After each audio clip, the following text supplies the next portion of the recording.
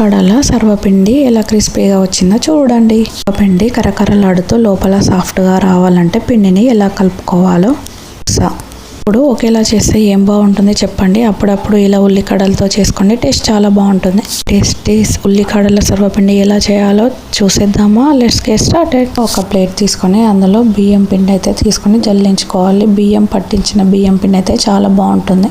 ఒక గుప్పెడు పల్లీలు, కొద్దిగంత పసుపు, కారం, టేస్ట్కు తగినంత ఉప్పు అయితే వేసుకోవాలి. ఎంత కావాలో అంతే ఇప్పుడే వేసుకోవాలి, టేస్ట్కు సరిపడా. ఇందులోనే కొద్దిగంత కరివేపాకు పొడి కూడా వేసుకొని కొద్దిగంత అల్లం వెల్లుల్లి పేస్ట్ ఫ్రెష్గా నూరుకుంది అయితే చాలా బాగుంటుంది. ఇందులోనే కట్ చేసుకున్న కొత్తిమీర కూడా వేసుకొని సన్నగా పొడవుగా కట్ చేసుకున్న ఆనియన్స్ ఇలా కలుపుకుంటూ వేసుకోవాలి. హాఫ్ అన్ అవర్ ముందు నానబెట్టుకున్న పెసరపప్పును కూడా ఇందులో వేసుకొని మన స్పెషల్ ఇంగ్రీడియంట్ ఉల్లికాడలు వేసుకొని లాస్ట్లో ఇంకా ఫైనల్గా అయితే మొత్తాన్ని అయితే కలుపుకోవాలి. ఎప్పుడు గట్టిగా కలుపుకోకూడదు, ఇలా వేళ్ళతో కలుపుకుంటే చాలా బాగుంటుంది, టేస్ట్ సాఫ్ట్గా వస్తుంది. ఇంతవరకు అయితే బియ్యం పిండి పట్టించింది తీసుకోండి, ఎందుకంటే విరగదు సర్వపిండి. కొన్ని వాటర్ పోసుకుంటూ మంచిగా చూసుకుంటూ కలుపుకోవాలి. పెట్టిన పెసరపప్పు వేయడం వల్ల తింటున్నప్పుడు చాలా రుచిగా ఉంటాయి. చూసిండు కదా, ఇలా మంచిగా కలుపుకోవాలి. ముద్దలాగా అయితే మంచిగా కలిపేసుకొని ఒక 10 నిమిషాలు అయితే పక్కకైతే పెట్టేసుకోవాలి. మంది అయితే వెంటనే చేసేస్తుంటారు, అలా కాకుండా ఒక 10 మినిట్స్ అయితే పక్కకు పెట్టి ఇలా చిన్న చిన్న గా చేసుకొని పక్కకైతే పెట్టేసుకోవాలి. తాజా అల్లం వెల్లుల్లి పేస్ట్ వేయడం వల్ల సర్వపిండికి ప్రాణం పోస్తుంది.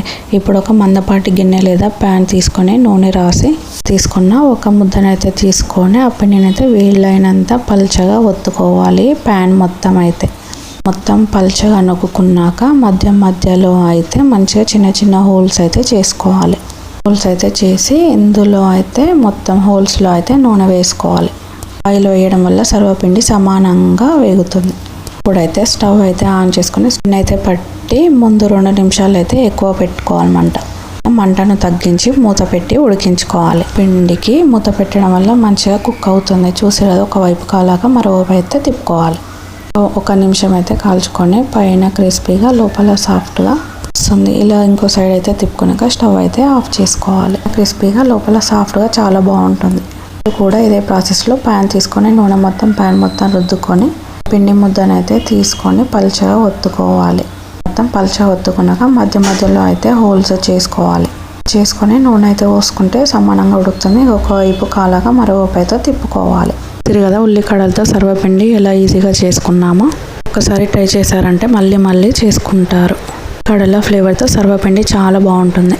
చెప్పే ఈ టిప్స్ ఫాలో అవ్వండి, ఈజీగా సింపుల్గా చేసుకోండి. ఫస్ట్ టైం చూస్తున్నట్లయితే సబ్స్క్రైబ్ చేయండి, లైక్ చేయండి, షేర్ చేయండి. ఇంకెందుకు హెల్తీ స్పైసీ సర్వపిండి అయితే చేసుకోండి. మళ్ళీ హెల్తీ సింపుల్ స్నాక్ మీరు కూడా ట్రై చేయండి.